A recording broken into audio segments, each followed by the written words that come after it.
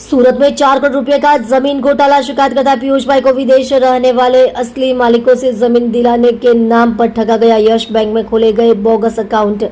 मुख्य आरोपी रवि कोलड़िया ने अंकलेश्वर बैंक में नकली सिग्नेचर किए और चेक से मिले पैसे का इस्तेमाल पर्सनल इस्तेमाल के लिए किया। पुलिस ने मुख्य आरोपी और बैंक कर्मचारियों के बीच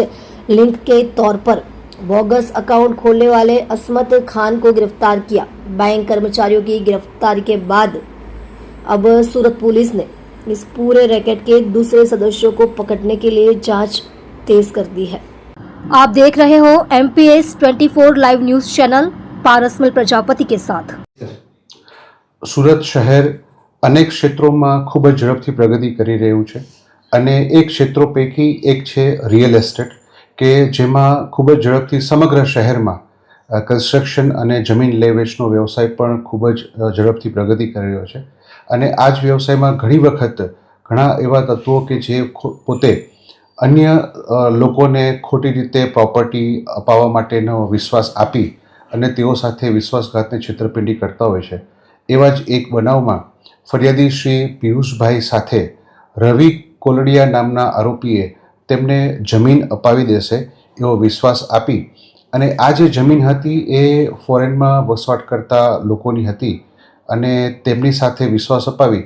ફરિયાદી પાસેથી 4 કરોડના ચેક લઈ લીધા અને જે મુખ્ય મૂળ માલિક હતા તેમના નામના ખોટા યસ બેંકમાં અંકલેશ્વર ખાતે ખાતા ખોલાવી અને એ ખાતામાં ફરિયાદી દ્વારા આપવામાં આવેલા ચેક જમા કરાવી અને પૈસા પોતે પોતાના અંગત ઉપયોગમાં લઈ લીધેલા, જે અનુસંધાને ગુનો દાખલ કરેલ હાલમાં બેંકના કર્મચારીઓની પણ ધરપકડ કરેલ છે અને આરોપી રવિ કોલડિયા અને બેંકના કર્મચારીઓ વચ્ચે જે વ્યક્તિએ પોતે ગુનેગાર તરીકેની ભૂમિકા ભજવેલી છે એવા જ એક આરોપી અસમત ખાનની પણ ધરપકડ કરવામાં આવેલ છે। આ આરોપીનો રોલ એવો હતો કે એણે રવિ કોલડિયા અને બેંકના કર્મચારીઓ સાથે એકબીજાનો પરિચય કરાવી અને પોતે ખોટા બેંક અકાઉન્ટ ફરિયાદ અન્ય સાહેદના નામના કે જે લોકો ભારતમાં હયાત નહોતા તેમના બેંક અકાઉન્ટ ખોટી સહીઓ કરી અને ખોલાવવામાં હાલના આરોપીની મુખ્ય ભૂમિકા છે।